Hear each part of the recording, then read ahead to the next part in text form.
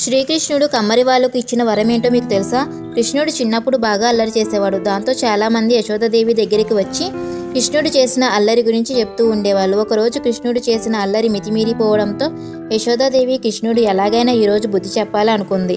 అది తెలుసుకున్న కృష్ణుడు దదిపాండవ్ అనే ఒక కమ్మరివాడి ఇంట్లోకి వెళ్ళి ఆ కమ్మవాడి ఇంట్లో ఉన్న పెద్ద కుండలో దూరిపోతాడు. యశోదాదేవి దదిపాండవ్ ఇంటికి వచ్చి కృష్ణుడిని వెతుకుతూ ఉంటుంది. అప్పుడు దదిపాండవ్ కృష్ణుడు దాక్కున్న కుండ మీద కూర్చుంటాడు. దాంతో యశోదాదేవి ఆ ఒక్క కుండ తప్ప మిగతా కుండలన్నీ వెతికి కృష్ణుడు లేడు అని వెనక్కి తిరిగి వెళ్ళిపోతుంది. కుండలో ఉన్న కృష్ణుడు నన్ను కాపాడినందుకు ధన్యవాదములు, ఇక్కడ ఇరుకుగా ఉంది, నన్ను బయటికి వదలండి అని అడుగుతాడు. కానీ దదిపాండవ్ మాత్రం నిన్ను కాపాడాను కదా, నువ్వు నాకు ఒకటి ఇస్తావా అంటే నేను నిన్ను బయటకి వదులుతాను అని చెప్తాడు.